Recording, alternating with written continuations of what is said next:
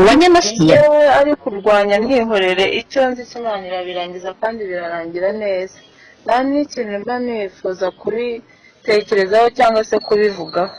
ikibazo nuko arimo aravuga ko atari wari kurwanya ahubwo ari abaprotokole bishe gahunda ngo ahubwo impamvu agiye mu bitangazamakuru ngo kwari kugira ngo bose birandikwa bw'ijuru. ntabwo uri kunyumva neza aho ndi kukumva narindi kukubaza wari uri kumva inkuru y'ukuntu waje Theogene akuvanye mu cyaro agutegeye naje ku itike rwose ntabwo uzi ukuntu byagenze hari umugabo w'iwacu wari waje mu bukwe amubwira ati uzamukana na murumuna wanjye amurangiraho n'ibindi nyine kuko uwo mugabo yabavuze ati numugeza Nyabugogo umwungezeho ndahita amufata nyine mujyana. yego Theogene aba ari we ukwakira niba ubuzima bwanjye bwose bw'i Kigali njyewe navuye natandukanye nawe ntangiye kwikodeshereza ariko kandi wasanze Theogene yikodeshereza ntabwo yabaga ku ngagi navuga ngo yabaga mu ntuzi yarakodeshaga kandi n'umuntu babanaga niwe ubu usigaye ari umushoferi nakubwiye ko bishyuranaga inzu akajya amubwira ati murumuna wanjye dore ni umunyeshuri ntitwamwishyuza inzu yego igihe nikigera wenda akagira icyo gukora akabona amafaranga nawe azajya agira icyo atangaho kuri iyo nzu nyine ariko ubu ngubu arakiga ntitwamwishyuza. bivuze ngo biriya yavugaga ngo yaraye mu biraro yaraye ku makarito ngo bamubaze ingangi ibyo bintu ntabyo muziho ntaho mureshye ntabyo muzi kubera ko bigera i Kigali 9/6 yego yayingukiye ahantu bita Rwandexo yego hari ikinamba yakodesheje mu mazu y'umuntu bita Rasta hejuru uruhande rwarahitaga kwa Majyambere yego mbere yuko akodesha yabanje kuba kwa mubyara yari wateho Kicukiro harebana na hariya kwa Gitwaza bitaga Mwishimwe. rero rwose ntabwo muzi arara mu kiraro wenda ubu twarasiragorinze tukaba no mu za 7 yego ko twavuye ku Kimisagara 8 ibaye bitunaniye tujya gutura kuri Bwimo. yego kuri Bwimo ni hariya hejuru y'abantu ndahabona hejuru yanjye ndahabona cyane nabwo yakarekomandasiyo imukura mu kove imuza mu kiruhuko. rekomandasiyo ni idini iyo wirutse nyine hari urupapuro waka rw'urukirisa wateraniraga kugira ngo ahandi ugiye kwimukira nyine bakwakire usobanuye impamvu ushobora kuvuga ko guterana hazajya hakubera kure ukaba nyine uje gutura aho ngaho bakaguha urupapuro rw'imura. noneho uramara amatsiko abagukurikiye ari nabyo babashinja ngo kuki muvuze yagiye kuba indobo muri hehe aho uvuga ko yabaye indobo akarara mu ngangi akaba umujyi ayo matsiko yatumara gute icyo mubwira cyo ubundi abenshi abavuga ibyo ni abamuzi muri social media yego ariko abamuzi imbere barabizi ko nyine kandi ibyo ngenda biza binywa urumogi nyuma atangiye inzira y'agakiza yarabiretse kuko no mu kinamba yari muri Kobile agiye ninjiye mu kinamba atarakizwa neza bavuga ko anywa itabi nyine numva yazaga kubishaka wawe ibyo yarabimwe yego ariko nyine none se ubu nanjye imyaka mfite urabona niba yari kumureka ngo abe imbobo kandi ariyo yongeraga ni ukuvuga ngo uri muri munani yari mukuru wawe ni rero wari umukeneye kurenza uko we yarankeneye. ikintu giteye amatsiko nuko yavugaga ko yabaye ingangi akavuga ati umbaze iby'amakarito umbaze iby'ingangi ariko umbaze no gucuma ibyo by'amatabi ariko tukibaza impamvu yabaye mayibobo iyo miryango yari ihari yaje kumushyingura ejo bundi. Biriya ni stories nyine kumwe umuntu wenda akora imfashanyigisho ubusa umuntu uri muri Nyabugogo wese kugira ngo bwakwira atabona ahantu hari ikarito irimo ingangi umuntu aza kuraraho. ariko bivuze ko Theogene mwarabanye mu nzu ntabwo yabaye mu ngangi yewe guturuka 2006 mugezeho i Kigali yabaga mu nzu kandi na mbere najyaga nza kumusura muri vacances usanga aho yabaga nyine aho ngaho mwongera ntabwo mbizi rwose n'abantu rega b'ikiruhura rega kiruhura buriya bamuhakiriye muri 2007 bishyira 2008 batuye no mu nzovu se wenda twabaga mu nzu za make twabaga mu nzu ahantu rero wavuze uvuga uti yari yarambujije kubivuga akiri bavuga ko azabyigoronzorera kuko yagupfushije uhagaze birumvikana yagupfushije uhagaze nawe urabyemera ariko ntabwo rega ubuzima twese turi abanyarwanda ntabwo ngiye gukunda cyangwa nawe nkunda ntiwabona hari ubwenge ugize cyangwa ikindi wumva cyakubeshaho n'umuryango ngewe nk'umuvandimwe no kugutabera ibyakakubeshejeho kandi mbikubazaho ukambwira ko ufite utuzabigorora igihe cyawe nikigera ahubwo nibwo nimba naba mbaye umuvandimwe gito iyo njya kuba nyine narabigenza abo bandi hanyuma se ibi bintu wabihuza ute no kuba yaravugaga kandi abishyira mu ibwirizabutumwa nka pasiteri wavugaga ibinyoma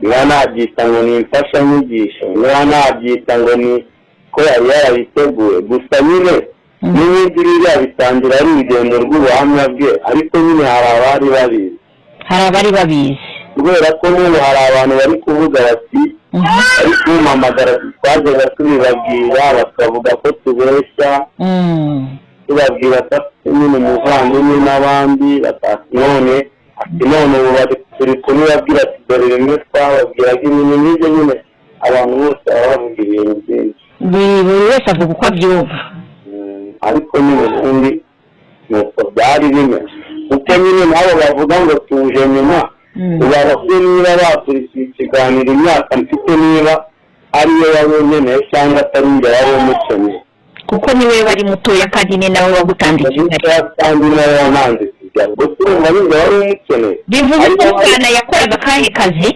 n'ubundi yakoraga akazi ko koza imodoka yakoraga akazi k'ubunamba akazi yakoze mu buzima bwo guturuka ageze i Kigali kugera abaye umwarimu muri ADPR kuko buri bushoferi n'igeze anabukora abonye perime 2012 amaze gusengerwa ku pasiteri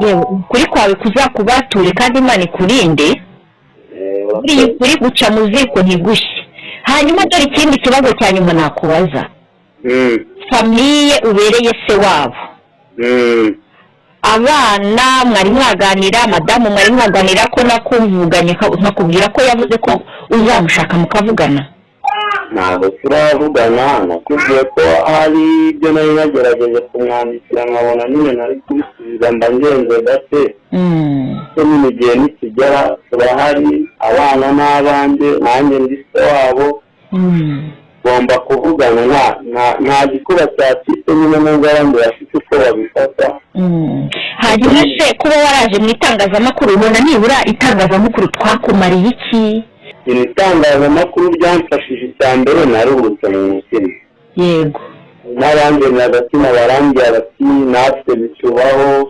wowe wenyine mu muryango nyarwanda ibibazo nk'ibyo birahari tuza humeka nyine numva ko nduhutse mu mutima kandi mbona ko ababyumvise neza babifashe neza abashatse ko mbasobanurira n'abasobanuriye n'abanditse nabo narabyakiriye ngera ndanabimenyera numva ko umusanzu w'itangazamakuru narawubonye hanyuma tugana ku musozo nicyo wabwira abakurikiye Birandikwa TV nicyo wabwira abanyarwanda muri rusange ni impamvu bwite yatumye ujya mu bitangazamakuru impamvu bwite ni ugushyingura kubera ko iyo dushyingura umuvandimwe bikanarangira icyubahiro cyacu nk'umuryango twari kujya mu itangazamakuru kuko abantu bavuga ko bagomba kumuherekeza mu cyubahiro nk'umuryango we yego rero ibikorwa rwose nta n'ahantu itangazamakuru ryari guhurira natwe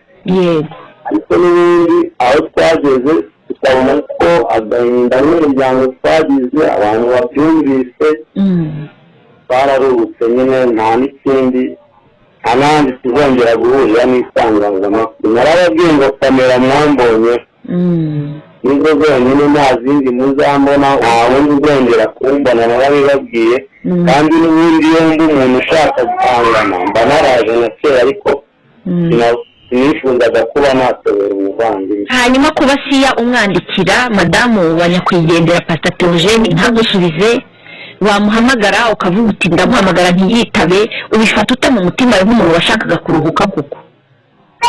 Sinamurenganya wenda aracyabuze aracyababaye buriya muntu rega nubwo twese turi gutaka ndiraza ko uriya mugabo ari we yari afitiye umumaro munini abandi bagakurikiraho. ibyo mfubyi afite kuri uriya mugabo n'abana be ni ukuvuga ngo amekijyazinze ameze neza nawe ubwe ashobora no kuzafata iya mbere akahamamagara atari ibyo muhamagaye tukaganira nk'umuryango. Ukomeje ku mfubyi Theogene yareraga kandi wanavuze ko na mbere y'uko apfa wari uriwe kuriya ko ukuri nyakuri bari abana Theogene avuga afite barenga 20 n'ababiwe. Kuriya ni ukuri kubera ko umubare wabo simuzi, ariko hari abo zifite imbere zifatika kuko hari n'uwagiye kubera nge ari nge wahajyanye wamujyanye bita Jacques. wowe ni ukuvuga ngo nta kibazo barahari, wenda sinzi uko bizakomeza ariko nyine barahari, abana barahari. Reka dushimire Imana rero, dushime n'Imana yahisemo ko Pastor Theogene yitahira mu mahoro, kandi dusabe ko hari n'ibibazo byari bizakemurwa kubera imbaraga z'Imana. Sawa murakoze. Sawa mugira amahoro kandi Imana ibamugisha mukomere. Bivuze ngo finali ni ukuvuga ko wagiye mu itangazamakuru kugira ngo uruhuke mu mutima. Unagaragaza ukuri. Yego. Murakoze cyane muramuke. Uraho neza Asia? Yego. Ese ashimwe. Ahimbazwe. Uri bize cyangwa twavugana? Mvugisha. Uri mu rugo? Ntabwo ndi mu duka ariko ndabandiye mu mwanya. Nge rero nitwa Maria Aimée Shadia. Rero nagira ngo ngusabe ikiganiro kuri Birandikwa TV ku buryo bw'amajwi. Nta kibazo n'ukuri. Hari umuntu yitwa Emmanuel. Uramuzi Emmanuel uwarugira nimba ari uwarugira Viva. Ku mbuga nkoranyambaga ari kugaragaza uburyo ki batamuhaye agaciro kugira ngo ashyingure umuvandimwe we. Ninde utarakamuhaye? Protokoli kuko namubajije namutelefone ndamubaza avuga ko ikosa ritari kuri wowe. Uriya mwihorera afite ubusazi, reka tubyihorere. Kandi Imana urugamba irarwana kandi biragenda neza. Gusa wihangane nk'ibyo umuntu yabitinda. Nturwane mu mubiri wihangane. Ntibikubitse ngo bikubabaze. Urumva? Oya se kuvuga ngo ntibindiho ubwo urumva ari kurwanya nde mwihorera uriya. Nabyo nabimubajije. Ndavuga nti se kuba wakarwanya nari nyakwigendera. Ubu uri kurwanya madamu wa Theogene wa Nyanasiya. Yewe ari kurwanya ntihorere icyo nzi Imana irabirangiza kandi birarangira neza. Nta n'ikintu mba nifuza kubitekerezaho cyangwa se kubivugaho. Ikibazo nuko arimo aravuga ko atari wari kurwanya ahubwo ari abaprotokole bishe gahunda, ngo ahubwo impamvu agiye mu bitangazamakuru ngo kwari kugira ngo tubimenye ko afite abavandimwe mwihakanye. Ibyo bintu ntabyo nzi, niba anshaka azaza tuvugane, nta bindi byinshi. Nta kindi ufite warenzaho. Azaze tuvugane. Reka nkubwire Viva, ikigaragara ni uko wagiye mu bitangazamakuru utaraganira na wa Nyanasiya. Mama Pastor ntabwo mwaganiriye? Ntabwo none se ari kubona uko tuganira ubundi. Wapi ntabwo byari bukunde kubera yuko abari bamuri hafi ubwo nibo bakabaye baramuganirije bakanambwira batakubwira gutya cyangwa bimeze gutya. Ubu rero twavuganye ambwira ko ari wowe uri muramurwanya. Oya murwanya none se kandi ko tutavugana kubwiye gute ko ndi kumurwanya? Impamvu avuga ko uri kumurwanya urimo uravuga ku bintu bijyanye n'umuvandimwe kandi yari umugabo we yarigendeye. Kandi ukavuga ibintu byarangiye. Bivuze ko nimba uvuga umuntu utariho uri kurwanya ari madamu. Rega ibintu ntabwo kuba umuntu yarapfuye, rega yaratabarutse kandi ni umuvandimwe kandi yasize n'abana n'uwo mugore. Rega rero antumye message ambwira ngo umushake muvugane. Mushake tuvugane.